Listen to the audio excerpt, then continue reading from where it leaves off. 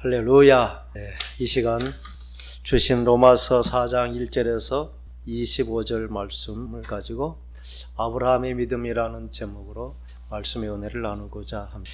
우리가 2월부터 오랫동안 수요 예배는 드렸지만 이제 진도를 나가지 못하고 계속 반복하기도 하고 다른 것을 하기도 했습니다. 너무나 오래되어서 로마서 3장의 말씀이 다 잊혀졌는 로마서 3장 20절부터 로마서 4장 25절, 어쩌면 이게 믿음이 뭔지에 대한 분명한 세상과 다른 구원의 길에 대해서 가르쳐 주시고 있습니다. 그래서 로마서 3장 20절부터 이 말씀을 하면서 창세기 3장 그 정말 범죄한 그 기록을 상쇄시키고 다시 회복할 수 있는 그와 버금가는 말씀이 바로 로마서 3장 20절부터 이제 4장 24장 25절 오늘 주신 말씀까지의 내용이 바로 그러할 것입니다.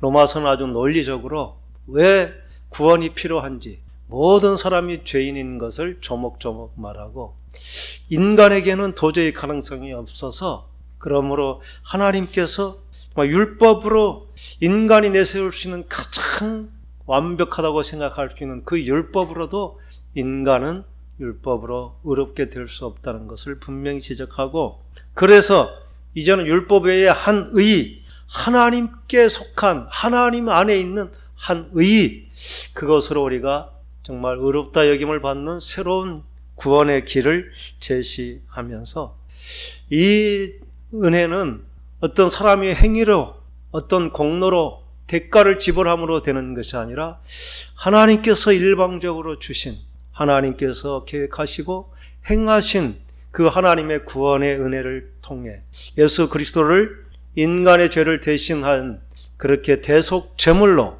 그렇게 공의의 대가를 치르게 하시고, 하나님께서 죄 있는 우리들을 보시고 죄가 있음에도 불구하고 우리로 하여금 죄가 없다고 간과해 주셔서 우리를 용서해 주심으로 우리가 이제 비로소 칭의로 죄가 있음에도 불구하고 죄 없다고 선언해 주시는, 그렇게 해서 우리는 구원받은 사람이 된다는 것입니다. 그 유일한 방법이 하나님께서 예수 그리스도를 통해 나를 구원해 주셨다는 그 하나님의 구원의 계획을 우리가 믿음으로 받아들이는 이것밖에 다른 길이 없다는 것입니다. 그래서 사람들은 이것은 선물로 은혜로 주신 것이다, 공짜로 주신 것이다. 우리는 공짜를 좋아하는 것 같죠. 근데 사실은 공짜를 두려워합니다. 우리가 10,000원짜리 그 정도는 공짜로 줘도 그냥 부담 없이 받죠. 근데 우리가 1억짜리를 공짜로 받았다. 아니, 대한민국에 지금 어떤 차가 제일 좋은지 모르겠어요. 아우디인가 아쿠스인가 모르겠어요. 대한민국의 최고의 좋은 신차, 그것을 공짜로 준다. 그럼 사람들이 받을 수 있을까요? 그것도 아무런 조건 없이 와서 사인만 하면 드리겠다. 그런데 그것을 정말 100% 믿고 그거 받으러 올 사람이 과연 있을까? 잘 안 와지는 거죠. 왜냐하면 줬다가 다시 달라 할 것 같아. 받긴 받았는데 이게 내 거라는 보장이 없기 때문에 불안한 거죠. 받아도 불안한 거죠. 주님이 주신 이 구원의 은혜, 선물, 이것은 그거와 비교할 수 없는 것입니다. 어떤 돈으로도 받을 대가로 치를 수 없는 그것을 공짜로 준다니까 사람들이 불안하고 확신이 안 서는 거죠. 받았지만 이건 내 것이라 생각을 못. 그래서 사람들은 하나님이 공짜로 준 것에다가 자기가 뭔가를 하고 싶은 거죠. 그래서 펠라기우스라고 하는 사람은 스스로 의를 행할 수 있도록 하나님께서 지으셨다. 예수님은 우리의 본이 되셨다. 그래서 우리는 우리의 노력, 우리의 선행을 통해 구원을 받아야 된다. 그게 하늘은 스스로 돕는 자를 돕는다. 이렇게 하면서 굉장히 호응을 받았죠. 왜냐하면 내가 뭐를 했기 때문에 하나님이 주신 것이 내 것이라는 확신이 드는 거예요. 사람은 자기의 공로, 자기 의가 있어야 안심이 되는 거예요. 그런데 그에 비해서 어거스틴은 인간에게는 아무런 구원의 조건, 자격이, 능력이 없다. 하나님께서 일방적으로 주시지 않고는 아무도 그 자격에 이를 수 없다. 그래서 어거스틴 한 말은 하늘은 스스로 설 수 없는 자를 세워주신다. 하나님의 은혜가 아니면 아무리 선한 노력, 인간의 의지로도 설 수 없다. 그렇게 해서 결국 이 펠라기우스는 정죄되었지만 이 펠라기우스주의가 이제 중국으로 경교라는 이름으로 전파되었다. 자기 행위가 덧붙여지는 그 사람들의 삶은 얼마나 철저한지 몰라요. 조금이라도 잘못되면 안 되니까. 그래가지고 이분들의 삶은 정말 그 중국을 감동시킬 만큼. 그래서 이 경교라는 것이 중국을 완전히 정말 바꿀 수도 있을 만큼 그렇게 영향력이 있었는데 중국에서 그 정치적으로 받아들이지 않아서 없어졌어요. 근데 지금도 이 펠라기우스적인 생각, 그게 기독교 안에 들어왔습니다. 그걸 세미 펠라기우스라고 말합니다. 뭔가 내가 행한 것이 구원에 그래도 보증이 되고 조건이 된다. 교회 안에서 지금 아주 대한민국의 최고의 어떤 영성, 최고의 설교가라고 하시는 분, 그분은 지옥에 가는 크리스찬이라는 이름을 글을 쓰기도 했고, 믿음으로 구원받고 행위의 심판을 받는다 이렇게 말합니다. 과연 그런 것? 이 구원이라는 것은 오늘 3장을 통해서 주신 인간의 어떤 행위가 덧붙여지는 것이 결코 아니라는 것입니다. 우리가 정말 최고의 그 자동차를 공짜로 받았기 때문에 거기에 뭔가 내가 받을 만한 어떤 선행이나 어떤 공로가 있다는 것을 붙이고 싶어 하는 거예요. 그렇게 해서 행위를 강조하게 되고, 그렇게 한 자만이 이제 구원을 받을 수 있는 것처럼, 하나님께서 처음부터 행위를 보고 우리를 선택하셨다면 누가 선택되겠습니까? 아무도 선택될 수 없습니다. 처음부터 행위가 없지만 하나님께서 약속하신 것을 믿음으로 받아들이는 그것 하나 보시고 우리를 의에게 의를 주시는 것이 아닙니다.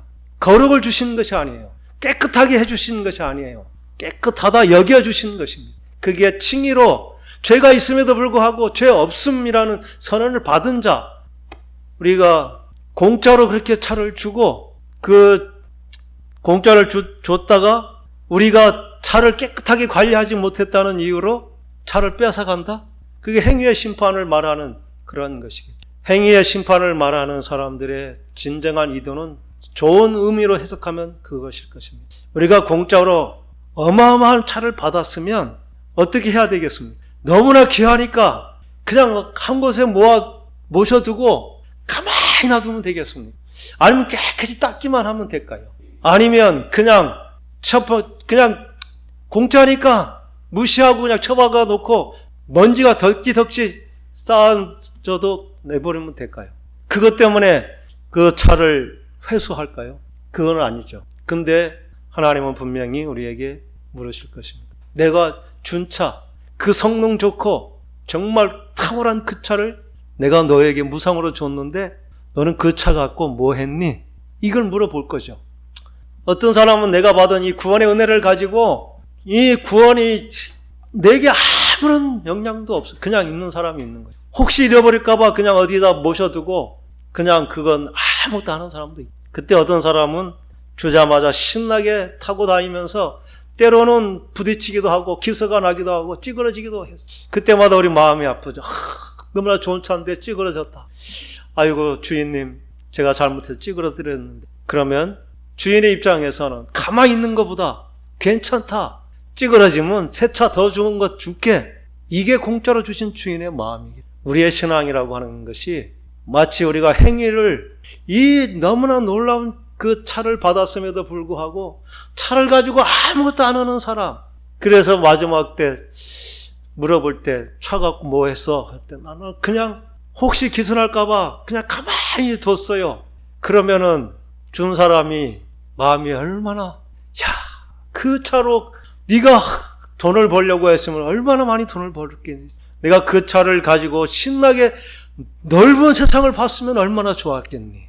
고장나도 찌그러졌더라도 차를 신나게 타고 다니고 그 기억들을, 그 삶의 그 흔적들을 내게 가져와서 자랑했다면 내가 얼마나 그 차 준 그 보람을 내가 같이 느낄 거 아닌가. 이런 안타까움, 그렇게 얘기할 것이 없는 게 행위가 아무것도 없는 사람의 부끄러움. 그렇게는 볼 수 있습니다. 그런데 처음부터 우리가 아무런 자격과 공로가 없음에도 불구하고 구원의 은혜를 주시고, 그리고는 우리가 행위가 어렵지 못하다고 천국에 가지 못하게 하는, 지옥에 가는 크리스천이라는, 예수 믿음에도 불구하고 지옥에 간다고 한다면 과연 우리가 지옥 갈 그 행위가 무엇이겠습니까? 우리가 예수 믿어서 철저하게 예배드리고 11조 잘하고 주일 성수 잘하고 그게 자격이 됩니까? 그렇게 할 수 있었던 것은 하나님이 주신 선물이 너무나 귀해서 정말 그 은혜를 감사하는 자는 어떻게 이 선물을 주신 분을 기쁘게 할까? 또 이 선물을 얼마나 정말 귀한 것인데 내가 이렇게 그냥 묻혀주면 안 되겠지. 뭔가 해야지. 그러한 자발적인, 그게 우리가 교회에 나와서 열심히 내기도 하고 주신 만큼 하나님의 기회 되는 만큼 선한 일도 하는 것이지, 그렇게 한 것이 구원의 조건이 결코 아닌 것입니다. 그렇게 우리가 믿음에 대해서, 그러면은 이 행위를 주장하는 사람들은 믿는 것은 별거 아니고 자기가 행한 자기의 어떤 의로움, 자기의 공로는 커 보이는 것이죠. 그러한 사람들에게 과연 그러면 네가 행한 것하고 참 믿음이 어떤 것인지 한번 비교해보자. 그 말씀을 이제 사도 바울이 아브라함을 비유로 말하는 것입니다. 이스라엘 백성들, 유대인들은 마치 아브라함은 하나님이 보시기에 의로운 행위를 하고 그렇게 의롭다 여김을 받은 것이다. 그래서 아브라함이 철저하게 율법을 지킴으로 믿음의 조상이 된 거 아니냐. 그런 생각을 가진 유대인들에게 아브라함이 왜 의롭다 여김을 받았는지 그 얘기를 사도 바울이 하는 것입니다. 첫 말씀이 이렇게 시작이 되는 것이죠. 그런즉 육신으로 우리 조상인 아브라함이 무엇을 얻었다 하리요? 무엇을 얻었다 하기? 그가 어떤 의로움을 했을까? 이런 질문과 같은 내용입니다. 만일 아브라함이 자신의 행위로서 의롭다 함을 받았다면 그에게도 자랑할 것이 있었겠죠. 그런데 하나님 앞에서는 아브라함도 아무런 자랑할 것이 없다는 것입니다. 성경이 무엇을 말하느냐? 그러면서 아브라함이 언제 하나님께 의롭다 여김을 받았는지 그 창세기에 있는 구약의 말씀을 가지고 사도 바울이 이제 아브라함이 어떤 그 믿음에 대해서 왜 의롭게 여겨졌는지에 대한 질문을 던지는 것입니다. 3절에 성경이 무엇을 말하느냐?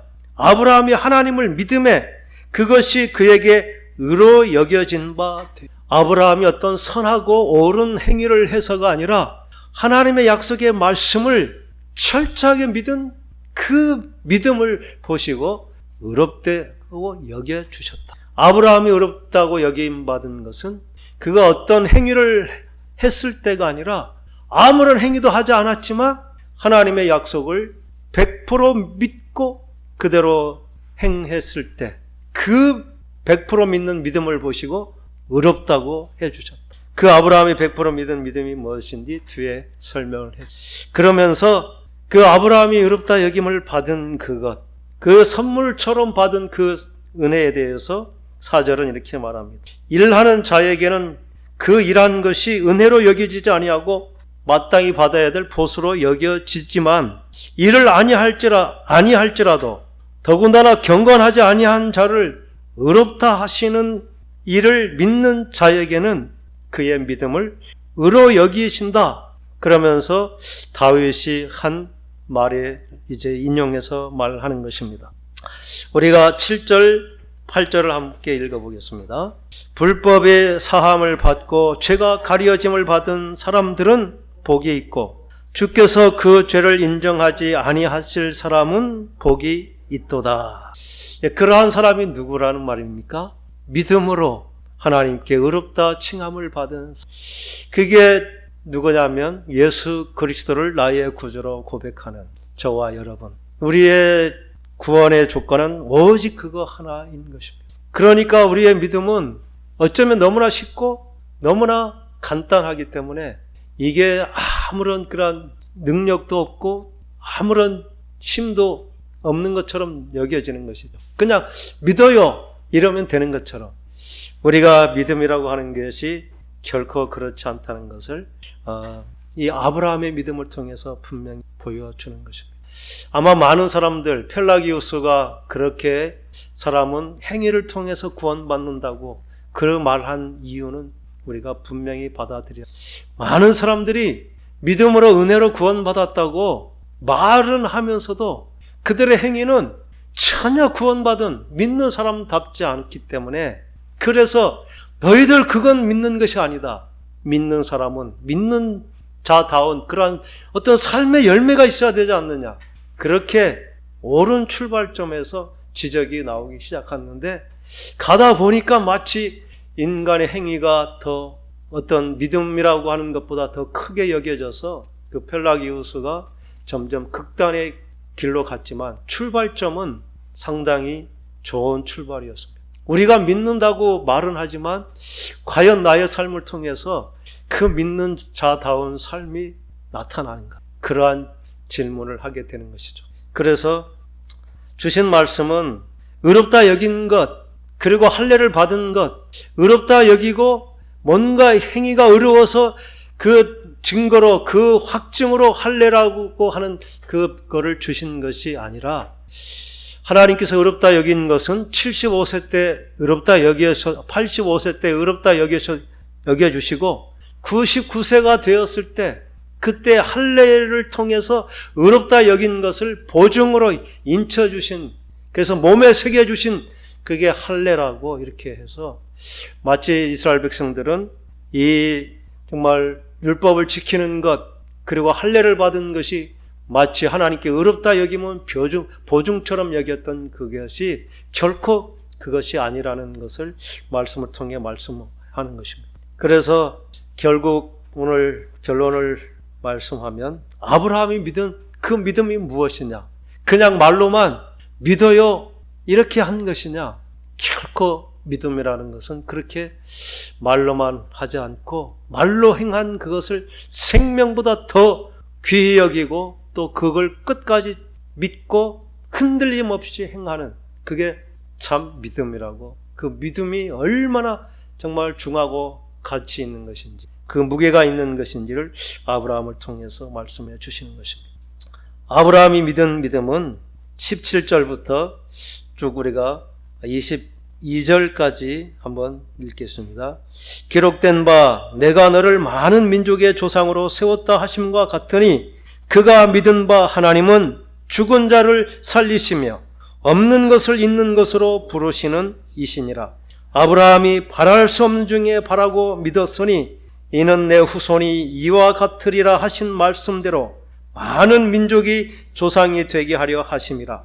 그가 백선화되어 자기 몸이 죽은 것 같고 사라의 태가 죽은 것 같음을 알고도 믿음이 약하여지지 아니하고 믿음이 없어 하나님의 약속을 의심하지 않고 믿음으로 견고하여져서 하나님께 영광을 돌리며 약속하신 그것을 또한 능히 이루실 줄을 확신하였으니 그러므로 그것이 그에게 의로 여겨졌느니라. 아멘. 이래서 우리가 아브라함의 믿음은 바랄 수 없는 것, 도저히 꿈꿀 수 없는 그러한 것을 바라고 믿는 믿음, 또 자기 몸이 죽은 것 같지만 죽은 자를 다시 살리실 것을 확신하는, 약속하신 대로 자기 아들을 제물로 드릴 때에 내 아들을 통해서 천하만국의 복을 받을 것이다. 정말 그 약속, 이 아들이 죽더라도 하나님은 반드시 살리시고 그 약속을 이 아들을 통해 하나님께서 이루실 것을 믿는 믿음, 그게 죽은 자를 다시 살리실 것을 믿는 믿음인 것입니다. 그리고 없는 것을 있는 것처럼 그렇게 부르시는 하나님을 믿고 자기의 형편 그리고 상황을 보지 아니하고 자기가 이미 100세가 되었고 자기가 늙었고 아내의 태가 이미 죽은 것 같은 그것을 분명히 알고 있으면서도 그 태를 통해 생명을 주시겠다는 그 약속을 믿고 믿음으로 흔들리지 않고 믿고 바라고 또 그렇게 행했다는 것, 이게 바로 믿음이라는 것입니다. 그래서 야고보서가 말하는 것은 아브라함의 믿음은 말로만 그렇게 행한 것이 아니라 자기가 말한 그대로 행했기 때문에 그 믿음이 살아있는 믿음이 되었다. 그런데 사람들은 말로만 하고 자기의 믿음의 행위를 드러나지 아니한 것, 그게 죽은 믿음이다. 야고보서 사도는 그렇게 말하는 것입니다. 우리의 믿음은 그냥 지식적으로 동의하고 알고 깨닫는 것이 아닙니다. 하나님의 약속의 말씀을 생명처럼 믿고 확신하고 손해볼지언정, 아니 우리의 죽음의 위험에 처해 할지언정 결코 그 믿음을 부인하지 않고 그 믿음대로 살아내는 것, 이게 우리가 가져야 될 믿음이라는 것입니다. 이러한 믿음이 참 믿음. 그래서 이러한 믿음이 없음에도 불구하고 믿는다고 말하는 사람들에 대해서 과연 저 사람이 믿음이 참일까? 그런 질문들로서 말로만 믿었다고 해서는 구원받지 못한다는 그러한 지적들을 하는 것입니다. 우리는 이 모든 것들을 객관적인 입장에서 과연 나의 수준은 얼마인지, 그렇다고 내가 믿음을 내가 판단할 수 없는 것입니다. 어디에 이르렀든지 끊임없이 하나님을 의지하고 넘어져도 다시 일어서고 그러한 믿음을 통해서 정말 이렇게 성숙한 믿음이 되는 것이지, 우리의 믿음은 지금은 약하니까 지금은 아니고 언젠가는 그 믿음의 단계에 이를 것이다.